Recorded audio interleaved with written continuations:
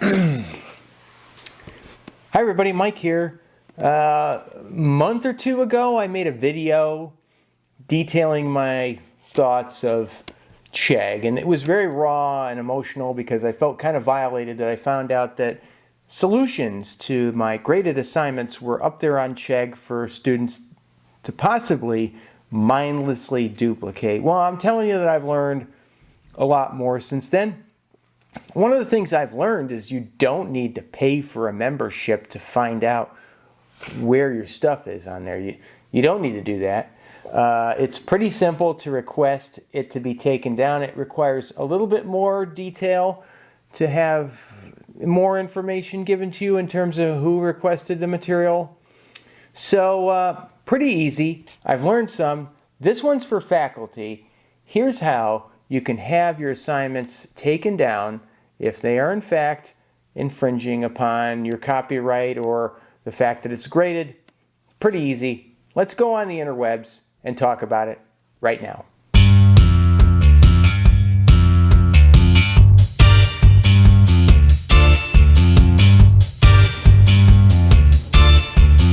Okay, gang, so I am now on the Chegg tab on a browser where I am logged in into my account, which, by the way, you don't need.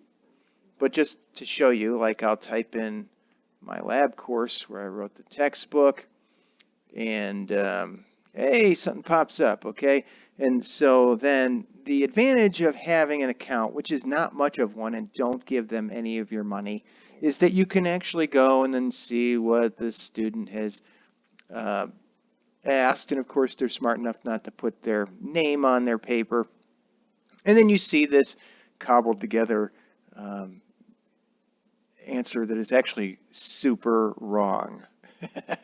So you know what? I'm going to leave that. I'm going to leave that and let that stay there. I'm not removing that one. So let all you hacks look at that one. And then, of course, you get to see the actual solution. Well, you'll be able to tell if it's your stuff. You don't have to see the solution to know that it's up there.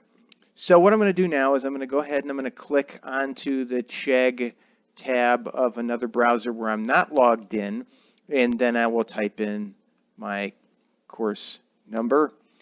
I'm going to go to Overview. I'm going to go to Orders and cancel subscription because I don't need it.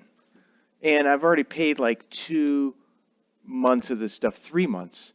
And then what it'll do is it'll actually be like I was when you could feel like a girlfriend was going to break up with you. It'd be like, well, okay. The first time I tried to cancel it, it says like, how about just $5 a month then instead of 16? And then so it lowers its standards. Starting to act desperate here. Here it's like, pause your subscription. Like, how about if we just took a break? We could just go on break. No. Okay, so there you go. Cancel subscription for all you folks too. Why am I canceling?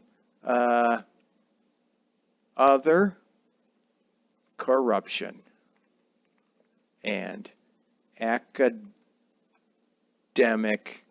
dishonesty has had a blind eye turned toward it. And then that's what I'm going to do. Okay.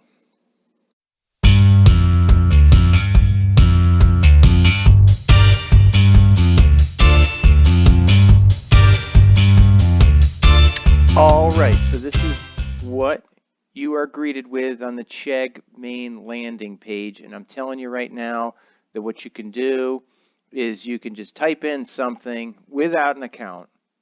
And that's my course number for my lab class. And then you can do a search and then, hey, look at, there's the same thing that I saw. That one's wrong. Let's do one that's actually not wrong. You'll recognize if it's your stuff. If you have a very Googleable name, then you'll recognize it. So, oh, look at, but you can't though. You can't see the answer. So what happens is you click on see the answer and then, oh, well, you don't have an account. So Chegg's kind of being like that creepy guy, like, you like what you see? Then come on in the bag, But what you can still do, folks, is you can still get this URL. And then you can, copy it, and you can copy it into a CSV file, or you can submit it on their form, which we will look at right now. All right, here we are.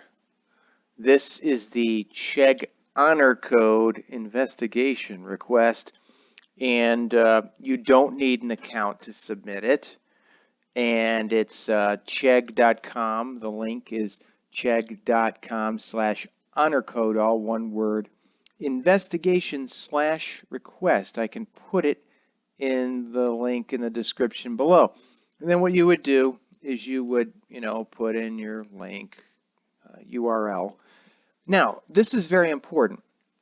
If you're going to request data from students, that's going to require a higher level of input from you, and you're going to need a signed copy on college letterhead, signed by your dean or whatnot, including all the assignment details and the name of your dean and all that. I did not pursue that, although I could have, because the provost office told me they were very much behind me in this effort, but I don't want to bother them with the exacting details of this. So if you'll notice that there's different levels of requests, this takedown content, you'll notice that that form is missing. Uploading the form, it's just going to ask you who you are, work infringed. So then I put my URL in there. Work infringed, I could say chemistry 1251, experiment 5, location, I've done a bunch of these, right? Reasoning, assessment material, yeah, it's graded, and all the stuff is up there, and it's been solved by somebody, which, by the way, there's rumors about who these people are, and they don't get paid a lot, and they don't live in this country. So anyhow, sweatshop. Okay, so then anyhow, you put, all your information, put your work address, and it's very therapeutic to do this because it does get taken down without any sort of corroboration by bothering your dean, bothering the administration, and you get an email later that says, hey, we got your request. At first it came from something called Help Desk, which is pretty bland and spammy sounding, but then it came from like Chegg faculty support or something, as if they interact with faculty. I don't know. So and then there's all this legalese that might scare you off, like, oh, I'm the owner or agent authorized to act on it. Yeah, sure I am. I have a good faith belief that this is authorized something addendum attached hereto. It's legal when it's hereto, and then they don't use hereto in anything that isn't scary, right? Well, then you go and be brave and type your name, and then hey, and then what happens is you say you're not a robot, and you submit it, and then you'll notice the stuff's gone. And I've chipped away at this stuff, but you might remember my whole goal is I'm not really going to spend a lot of time doing this. I'm going to just change all the stuff so that everything on Chegg is a fraud. And so that is basically how you pursue having your stuff that is graded taken off of Chegg.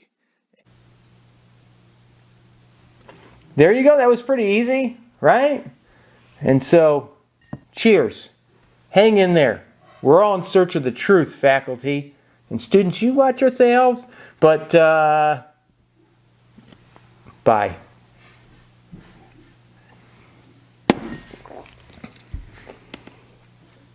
I made a CSV file.